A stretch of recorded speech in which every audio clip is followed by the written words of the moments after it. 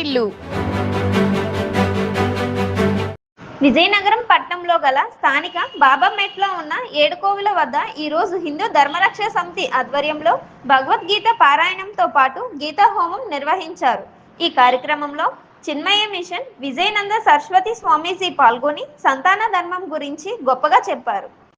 ఈ కార్యక్రమంలో హిందూ ధర్మరక్షణ సమితి రాష్ట్ర కార్యదర్శి వేణుగోపాల్, హిందూ ధర్మరక్షణ సమితి జిల్లా అధ్యక్షులు శ్యామ్ సుందర్, సంతోషం టీవీ మేనేజర్ శంకర్రావు, గీత పారాయణం చేసిన వాళ్ళు శ్రీమతి అన్పూర్ణ, పార్వతి, శ్రవంతి తదితరులు పాల్గొన్నారు. అక్కడ వాతావరణం కాలుష్యంగా ఉందంటే హోమాలు పెట్టద్దు, కేవలం పారాయణ పెట్టుకున్నాను. అది దరిద్రం అయిపోయింది మనకి. అవునా? యజ్ఞాత్ భవతి పర్జన్య, పర్జన్యాద్ అన్న సంభవ, అన్నాత్ భవంతి భూతాని అన్నారు.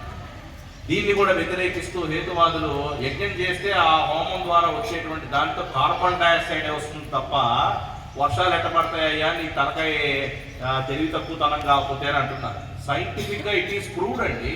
దాంట్లో వేసే హోమ ద్రవ్యాలు, ఆ సమిధలు, వాటి నుంచి వచ్చేటువంటి ఆ వాయువు మేఘాలతో కలిసినప్పుడు ఆ మేఘాలలో చూడండి రసాయనిక చర్య జరిగి మేఘాల కిందకు వచ్చి వర్షాలు కురుస్తాయి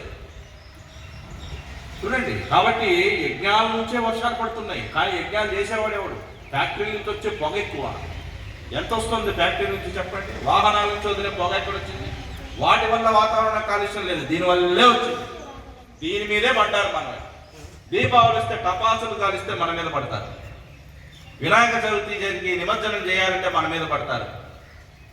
అవునా? ప్రతి దానికి హిందూ ధర్మం మీద దాడి ఎందుకు జరుగుతుంది అని అంటే మనలో ఐకమత్యం లేకపోవటం. కాబట్టి ఇలాంటి కార్యక్రమాలు చేయడం ద్వారా మన వ్యక్తిగతమైనటువంటి స్వార్థాన్ని వదిలిపెట్టి సమిష్టి భావాన్ని అలవర్చుకోవాలి.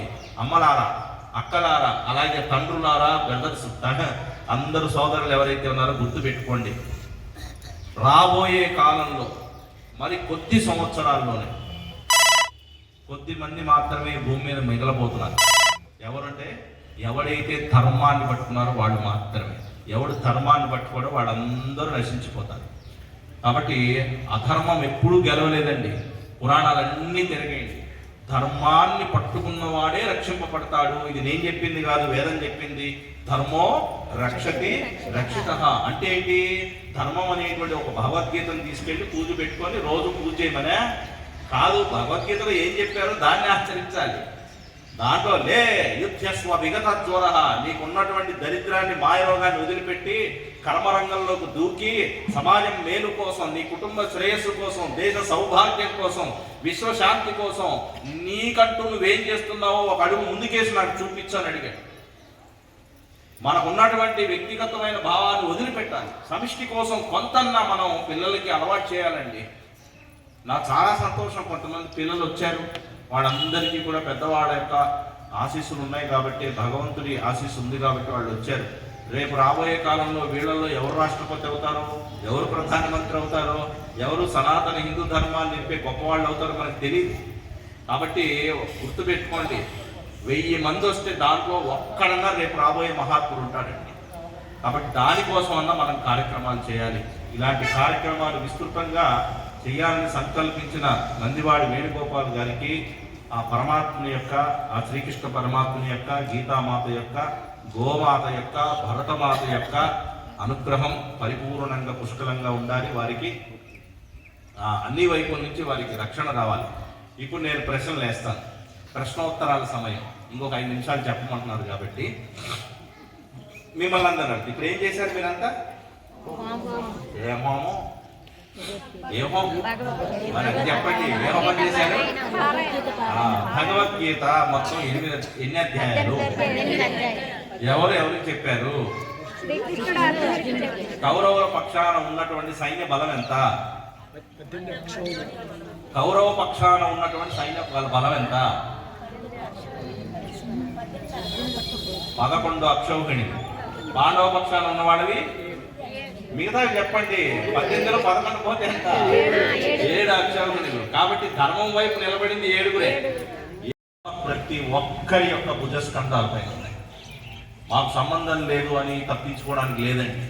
మీరు తప్పించుకున్నా మేము లాభం, మిమ్మల్ని పట్టుకుంటాం, మేము దీంట్లో ఇన్వాల్వ్ చేస్తాం. భగవద్గీతలోనే చెప్పాడు. ఏం చెప్పాడండి? యద్యదాచరతి శ్రేష్ఠ తత్తదేవేతరో జనః స్వయం ప్రమాణం కురుతే లోకః తదను వర్తతే. పెద్దవాళ్ళు ఏ రకంగా నడుచుకుంటారో పిల్లలు అదే ప్రకారంగా నడుచుకుంటారు. పెద్దవాళ్ళు ఏదైతే ఆచరిస్తారో అదే కరెక్ట్ అనుకోని పిల్లవాళ్ళు ప్రామాణికంగా తీసుకుంటారు. అందుకని పెద్దలు జాగ్రత్తగా ఉండాలి అని చెప్పి భగవద్గీతలో చెప్పాడు. శ్రేష్ఠ పురుషులు అన్నాడు. టీచర్ కావచ్చు, లాయర్ కావచ్చు, ఒక పోలీస్ ఆఫీసర్ కావచ్చు, ఒక లెక్చరర్ కావచ్చు, తల్లిదండ్రులు కావచ్చు, ఇంటికి పెద్దవాళ్ళు అయినటువంటి అన్న కావచ్చు, అక్క కావచ్చు. వీళ్ళందరూ పిల్లలకి స్కానింగ్ ఎక్కువ అంటే సీసీ కెమెరాలు అవసరం లేదు.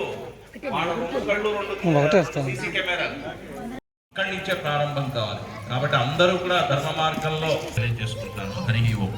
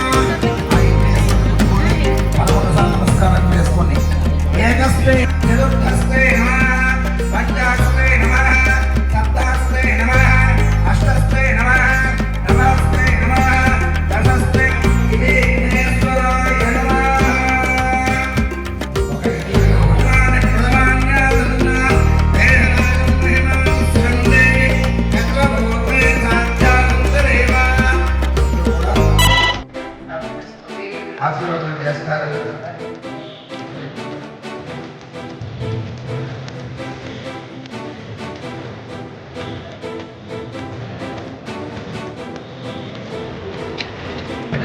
వేస్తారు.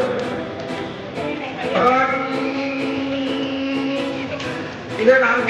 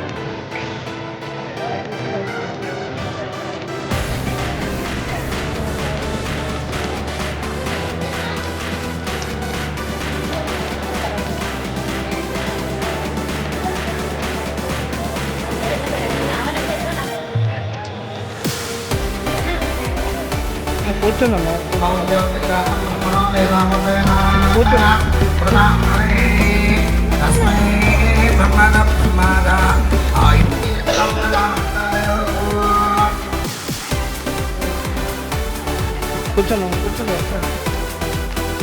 కూర్చున్నా వస్తాను.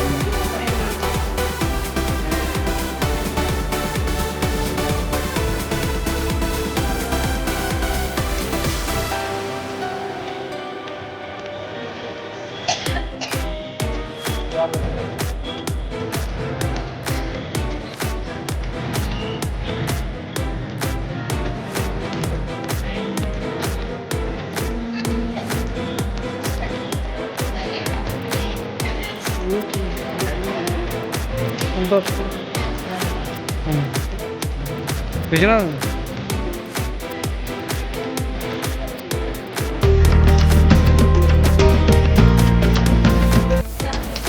వస్తాను ఇంకా వస్తాను లేవు కాదు